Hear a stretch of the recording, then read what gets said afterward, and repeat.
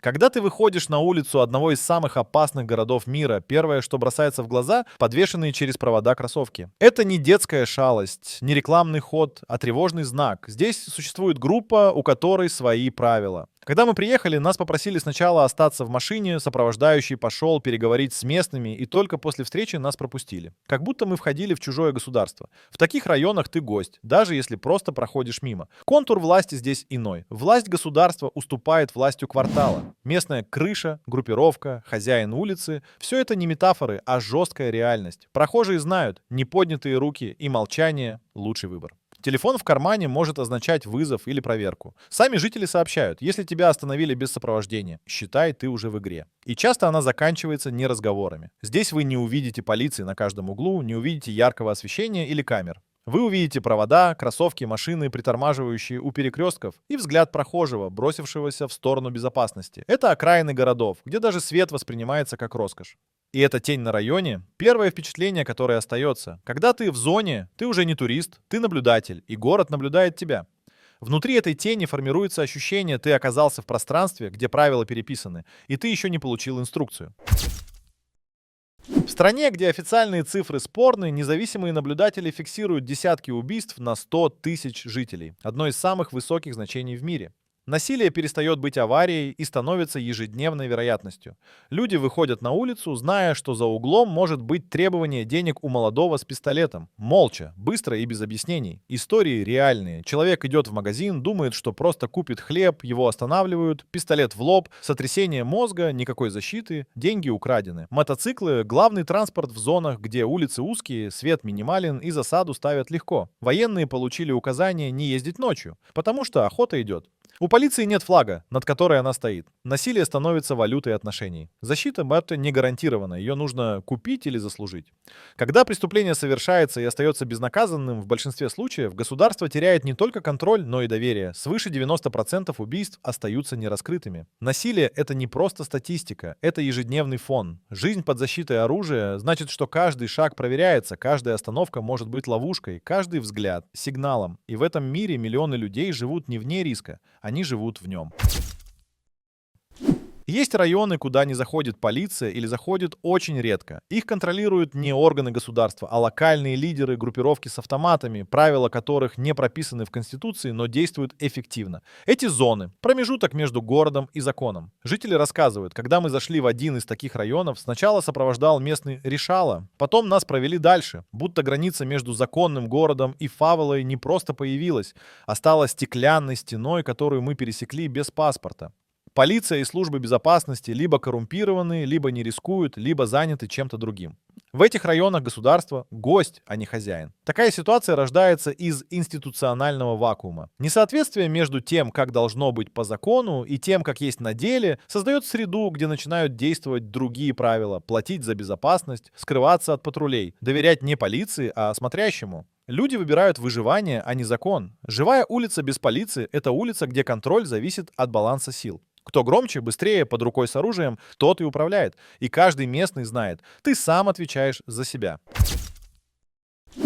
На фоне блокад, очередей, улиц, где человеческая жизнь стоит меньше, чем телефон, в тех же городах растут островки роскоши. Дома с огромными заборами, частные охраны, поля для гольфа, бассейны — все это в стране, официально имеющие крупнейшие в мире доказанные запасы нефти. Но основные доходы не для большинства. Когда большинство живет на зарплату, едва достигающую двузначной суммы долларов в месяц, они живут рядом с виллами и охраной. Это разделение видимо на уровне улицы, на уровне подъезда, на уровне взгляда. Оказаться на правильной стороне забора — шанс. Но он дается тем, у кого ресурсы, связи и возможности. Роскошь — не просто достижение, она становится стеной. За забором растет жизнь, с ее проблемами, очередями, дефицитом. Эти островки жизни в городе похожи на резервации. Они существуют параллельно, но не взаимодействуют с окружающей реальностью. И видишь, мощные ворота, колючая проволока, охрана — это не столько защита от преступности, сколько символ того, что мы другие. Когда ты идешь в супермаркет не в мечтах, а в реальности улицы, в очередь за продуктами, ты видишь не багеты и круассаны. Ты видишь пустые полки, ограничения по паспортам, цены, растущие быстрее, чем зарплата. Кроме того, простые продукты завтрака становятся валютой. Правительство ввело правило: в один день могут покупать те, чьи удостоверения заканчиваются на единицу, в другой день — на 2. Это не шутка. Это часть ежедневной рутины. Очередь не выбор, она обязательство. В магазине за акционным товаром выстраиваются с 5 утра, а когда ты доходишь до прилавка, часто видишь, бананы подороже, чем многие ожидали. Туалетная бумага из предмет роскоши, даже макароны– дело редкое.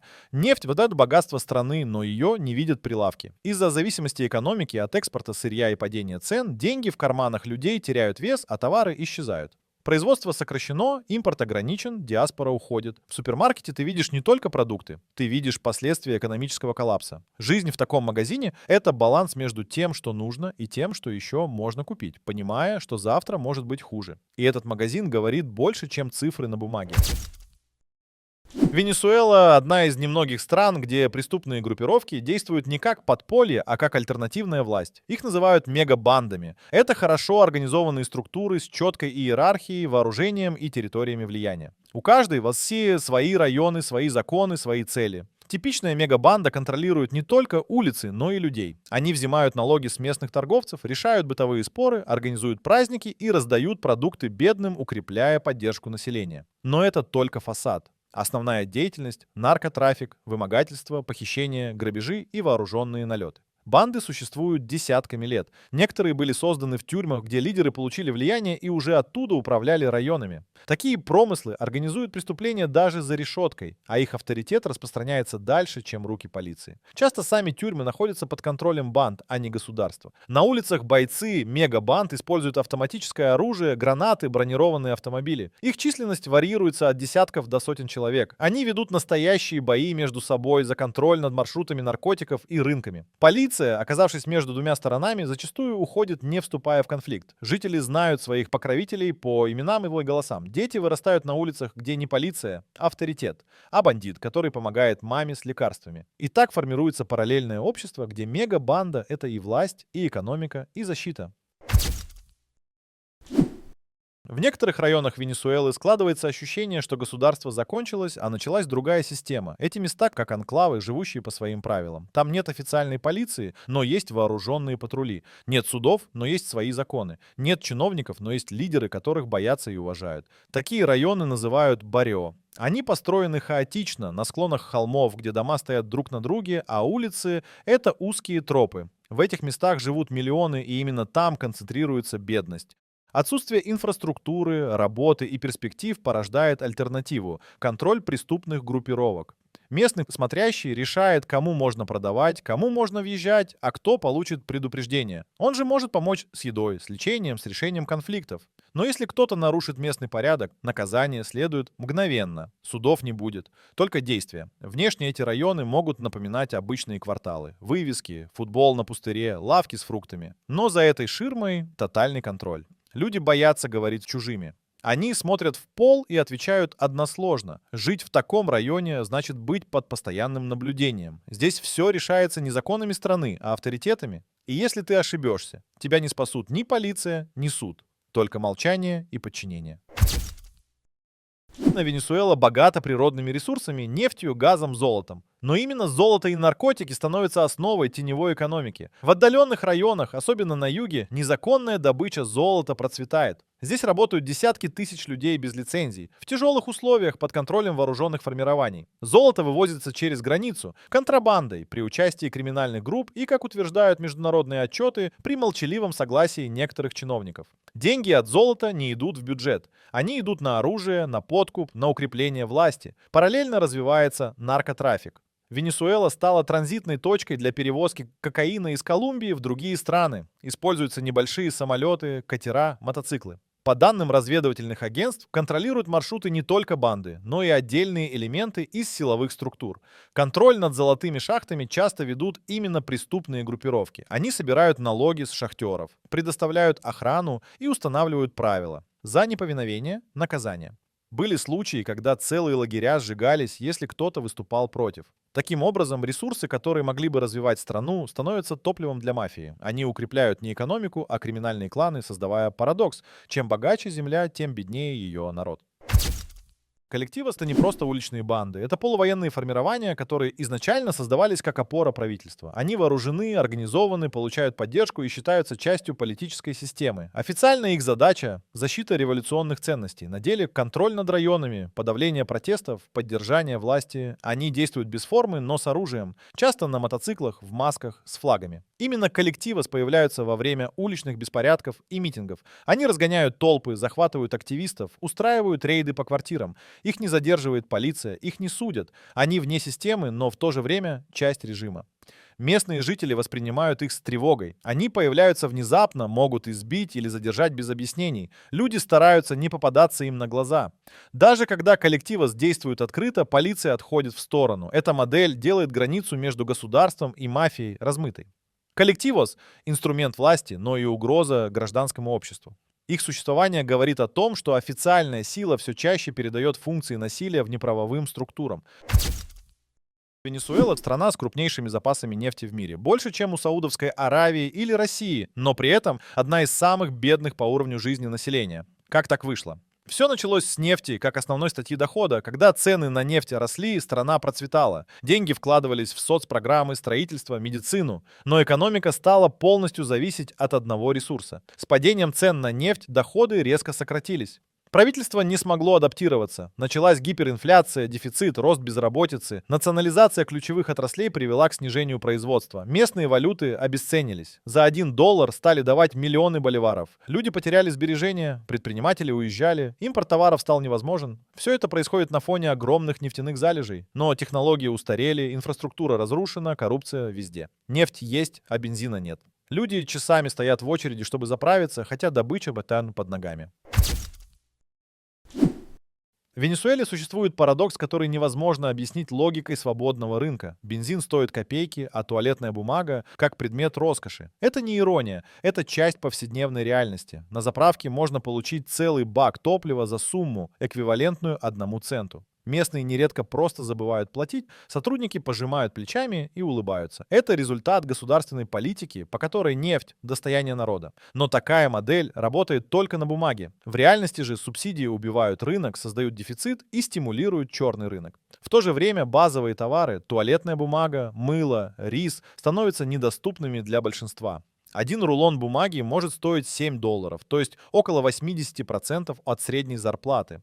Такая цена превращает обычные гигиенические товары в предмет роскоши. В какой-то момент стало настолько плохо, что правительство продлило срок действия паспортов, потому что просто не хватало бумаги, чтобы печатать новые. Люди режут газеты на салфетки, а в туалетах висят объявления «Принеси свое». В магазинах пустые стеллажи, продавцы даже не утруждают себя оформлением. Эта ситуация — отражение общей экономической деструкции, обвал валюты, неконтролируемая инфляция, зависимость от импорта и разрыв между официальными и черными ценами. Бензин почти бесплатный, но его негде купить. Бумага есть, но ее никто не может позволить. Все это не просто неудобство, это разрушение логики повседневной жизни.